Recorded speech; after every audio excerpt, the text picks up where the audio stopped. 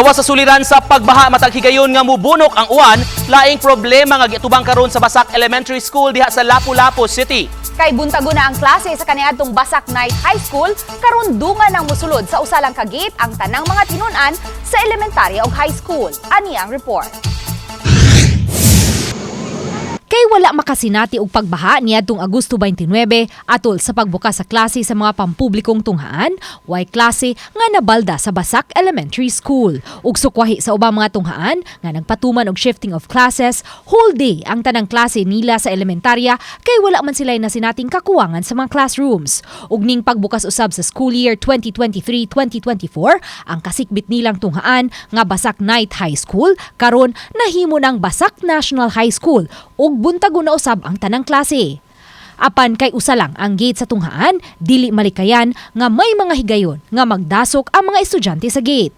Matod sa principal sa Basak Elementary School, nasabutan nila sa principal sa Basak National High School ang elementarya alas 7:30 magsugod na ang klase, samtang alas 8 ang sa high school. Atol sa dismissal, alas 3:30 ang grade 1 ngadto sa grade 3, alas 4 ang grade 4 ngadto sa grade 6, samtang alas 5 ang high school. But ang atong mga bata ba ma'am kay dili bigyan sa morning 8 o'clock na yung mga early birds po musayo po sila, so na time makasabay sila sa atong elementary.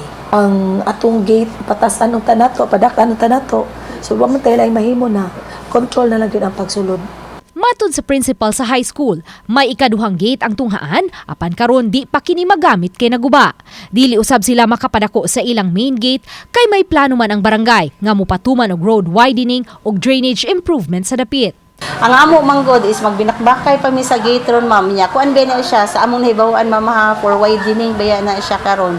So magdubli amo gasto ma'am amo ang usbon ron mag-widening gubon ra man pod na maglain na pod.